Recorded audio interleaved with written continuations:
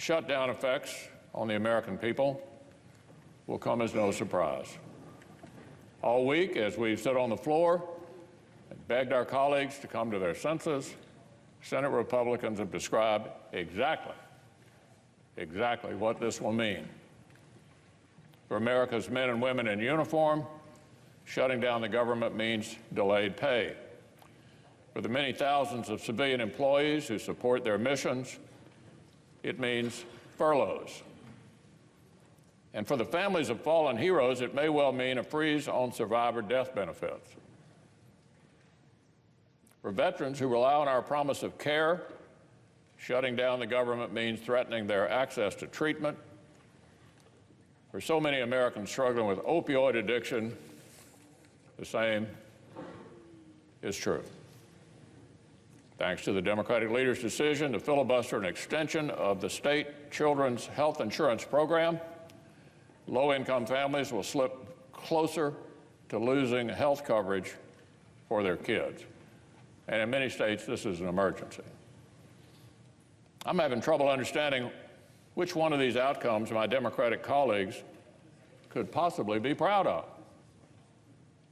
Which one of them? I think our friends on the other side took some bad advice. Really bad advice. I'd hate to have to be trying to explain this myself. They ignored the governors, including 7 Democrats who wrote Congress begging us to extend S-chip for 9 million children. They ignored the needs of millions of Americans who rely on the federal government for important services. They held all this hostage, all of it hostage, over the completely unrelated issue of illegal immigration. Republicans in the Senate have done all we can to continue the normal operations of the federal government and secure certainty for these S-chip kids. We could pass it tonight. It would go to the president for signature. These kids would be okay. Well, we're going to continue to do all we can. We'll vote again so the American people knows who stands for them. And when our friends across the aisle remember who it is they actually represent, we'll be ready to come together in a bipartisan discussion that will be necessary to clean up all of this mess. We've all been having private conversations here on the floor. Almost everybody on both sides doesn't understand how we ended up here. Because most of this stuff we agree on. Well, there's only one reason we ended up here. The shoehorning of illegal immigration into this debate. Now, having said that, there is a lot of sympathy in this body for doing something about the DACA kids. It's not like nobody's interested in that. We've been talking about it for 3 months. But the one reason we are where we are is because we couldn't close out any of these other component parts because our friends on the other side said, you got to deal with this issue. This issue is the key to getting defense spending. This issue is the key to getting help for S-chip kids, and on and on and on. I think most of the American people believe that shutting down the government over this issue, which doesn't even ripen until March, is irresponsible. And I've just listed all of the people who are going to be adversely impacted by this action. So we're going to keep on voting, and the government may be heading into shutdown, but the Senate's not shutting down. And we're open to talk and to resolve this. I don't think it makes the institution look very responsible. American people should expect better from us than this.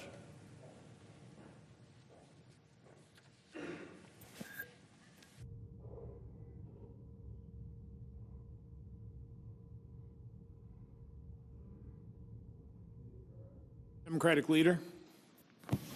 Mr. President, very sadly, we are on the precipice of a government shutdown.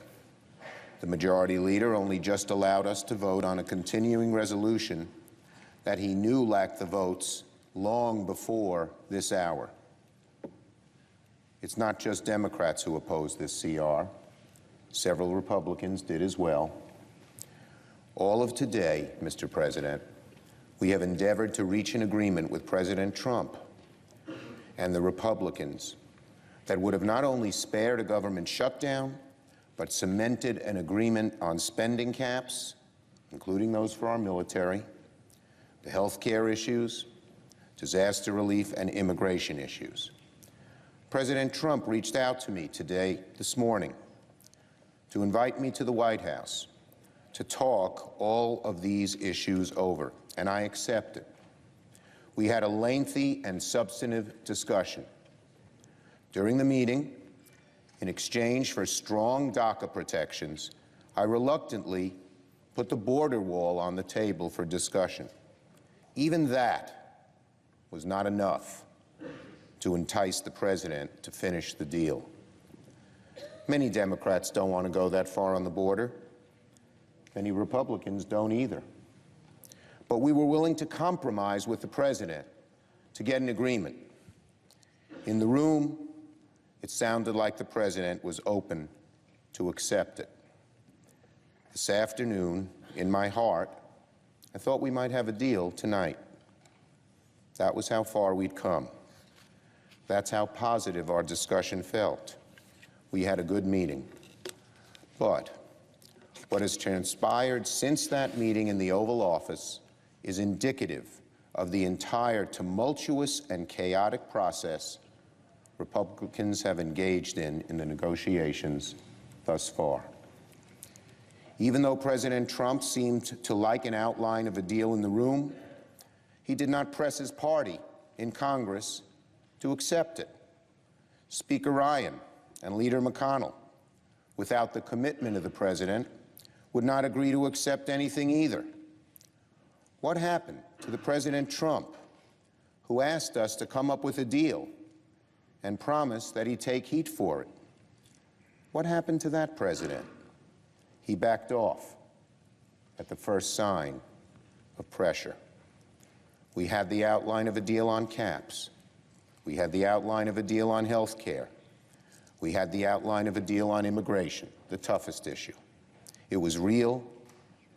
It was an honest-to-goodness breakthrough.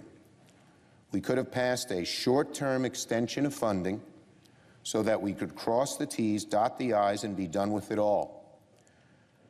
But the dynamic of the past few weeks, during which the congressional Republicans looked to the president for guidance and the president provided none, prevailed again today, unfortunately. The same chaos, the same disarray, the same division and discord on the Republican side that's been in the background of these negotiations for months, unfortunately, appears endemic. It is standing in the way of bipartisan solutions to all of the issues now before us. Every American knows the Republican Party controls the White House, the Senate, the House. It's their job to keep the government open. It's their job to work with us on a way to move things forward. But they didn't reach out to us once on this CR. No discussion, no debate, nothing at all. It was produced without an ounce of Democratic input and dropped on our laps. And meanwhile, they can't even get on the same page as a party. They control every branch of the legislative process, and it's their responsibility to govern. And here, they have failed. Several Republicans voted against the CR, as well as Democrats, for the same reason we voted against it. One of the most serious consequences of having continuing resolution after continuing resolution is the damage it does to our military. As the Pentagon spokesman said last night, another CR would be wasteful and destructive to our military.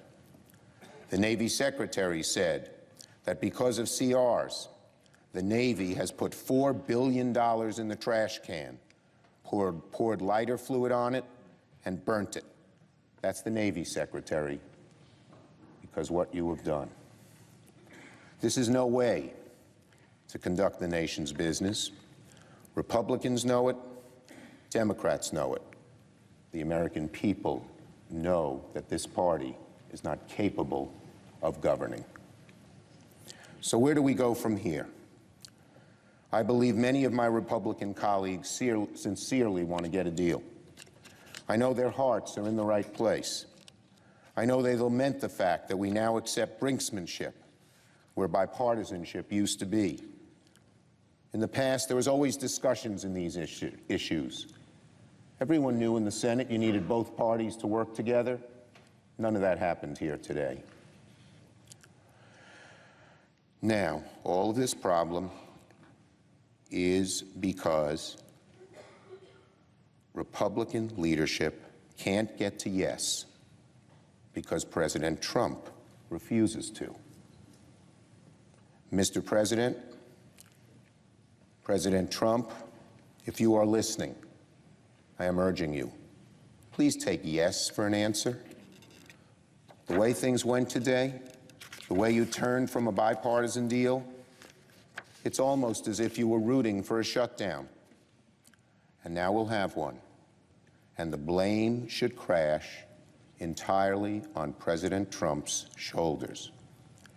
This will be called the Trump shutdown.